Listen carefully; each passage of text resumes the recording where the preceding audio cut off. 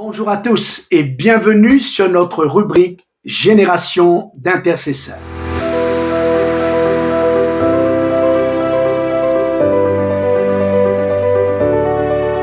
Aujourd'hui, nous avons une grande joie de recevoir Magali. Bonjour Magali. Bonjour, Pasteur Jackie. Comment vas-tu?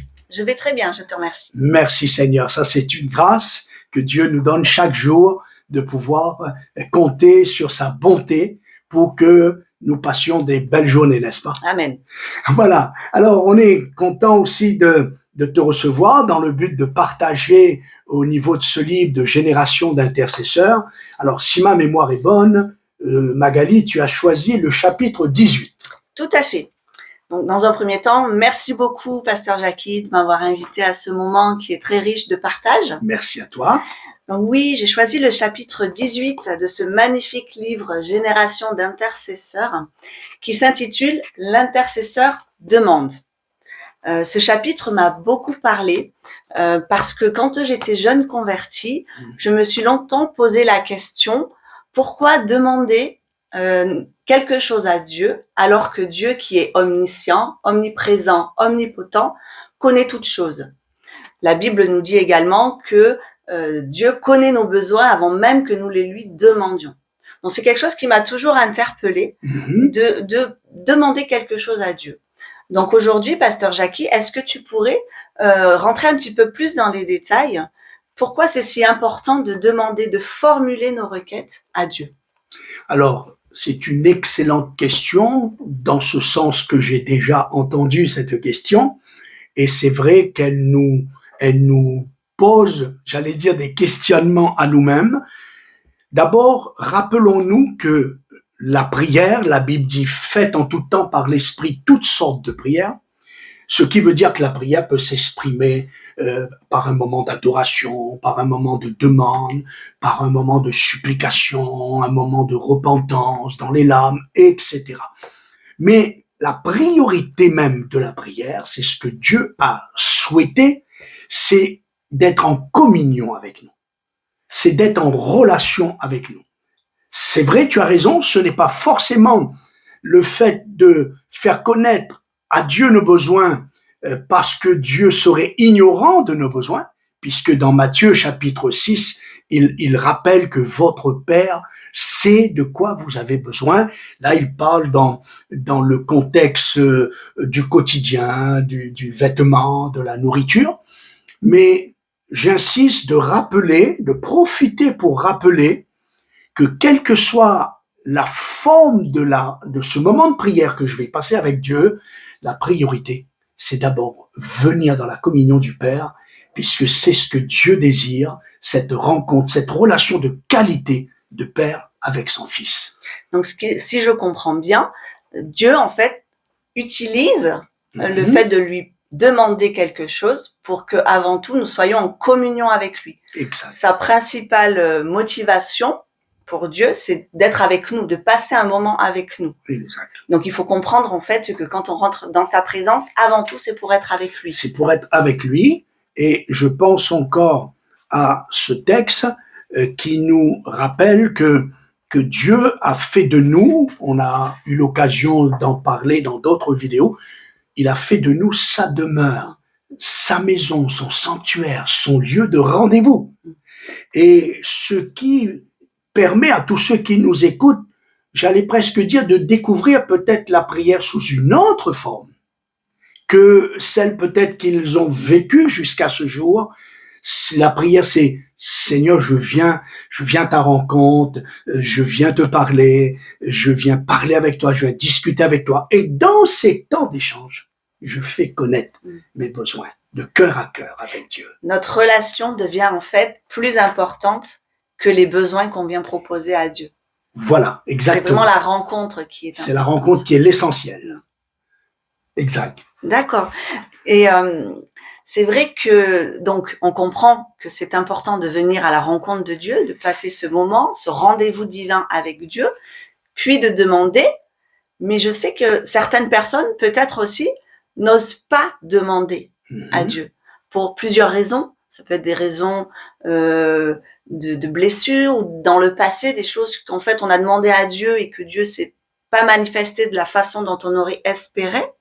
Donc, que dire à ces personnes qui n'osent plus demander, comment les encourager à demander à nouveau, à espérer à nouveau et à demander à Dieu leurs besoins, qu'est-ce qu'elles aimeraient que Dieu fasse dans leur vie à nouveau. Alors, là aussi, je pense que tous ceux qui nous écoutent sont très interpellés par tes questions. Ce sont des questions légitimes, profondes, et j'ai repris ta phrase, la peur de ne pas être exaucé. Effectivement, ça peut s'expliquer aussi que dans le passé, lors de nos demandes, nous avions eu ce que j'appelle un ciel silencieux. Tout à fait. D'accord? Où Dieu, apparemment, ne nous a pas répondu. Alors, je donnerai peut-être un premier conseil ici, c'est l'importance d'avoir aussi en parallèle une communion avec la parole de Dieu. Car nous savons très bien que la volonté de Dieu se situe et on la découvre au travers de sa parole. Et je vais lire, par exemple, ce texte de Jean, que nous connaissons bien, 1 Jean, chapitre 5, le verset 14 et le verset 15. Nous avons auprès de lui cette assurance que si nous demandons quelque chose selon sa volonté, il nous écoute. Et si nous savons qu'il nous écoute, nous savons que nous possédons la chose que nous lui avons demandée, quelle qu'elle soit. Moi, je crois que bien des déceptions de ce manque et de ce non d'exaucement de nos prières vient de ce que nous n'avons pas forcément toujours une pleine connaissance de la volonté de Dieu qui se découvre principalement au travers de sa parole. Alors je conseillerais et j'encouragerais tous ceux qui nous écoutent de commencer, de grandir, de progresser chaque jour dans cette communion de la parole de Dieu. Et puis peut-être, si tu me permets, pour revenir, donner et encourager à nouveau tous ceux qui écoutent ce message de fonder notre relation, notre communion avec Dieu, la fonder sur notre confiance concernant l'amour de Dieu. J'aime ce texte de Romains que je me permets encore de lire, Romains chapitre 8, où il est dit ceci au verset 31. C'est un texte qui m'a beaucoup aidé dans ma vie chrétienne, où il est dit, si Dieu est pour nous, qui sera contre nous? Lui qui n'a pas épargné son propre fils, mais qui l'a livré pour nous tous, alors écoutons bien, comment ne nous donnera-t-il pas aussi toutes choses avec lui? Amen. Ce qui montre bien, Dieu a fait déjà le plus.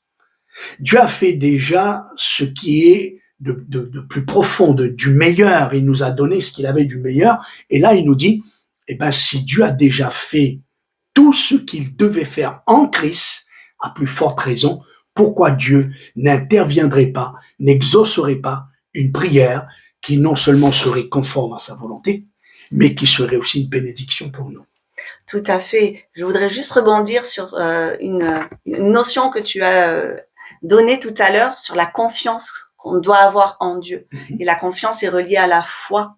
Et je pense qu'aussi, quand on lit la parole de Dieu et quand on rentre dans ces moments d'intimité avec Dieu, justement, d'exercer sa foi. Exact. En fait, de pas regarder avec nos yeux, avec notre vue charnelle, mais peut-être de vraiment axer notre prière, nos requêtes sur notre foi, croire contre toute espérance que oui, Dieu va répondre à ce qu'on lui a demandé. Oui. Qu'est-ce que tu pourrais rajouter sur ce lien entre la foi, entre la parole et entre cette action de rentrer dans la présence de Dieu?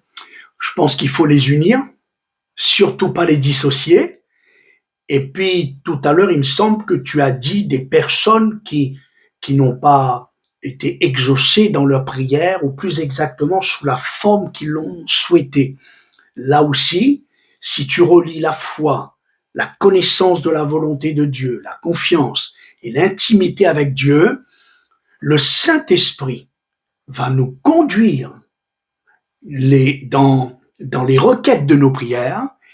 Et surtout, j'encourage tous ceux qui prient, tous ceux qui demandent des choses à Dieu, de laisser Dieu nous répondre sous la forme que lui, il le souhaite et qu'il pense être le mieux pour chacun de nous. Ça, c'est très important. Merci Voilà. beaucoup, Pasteur Jackie, pour tous ces éléments qui, j'espère, pourra aider beaucoup de personnes. Merci à toi, Magali.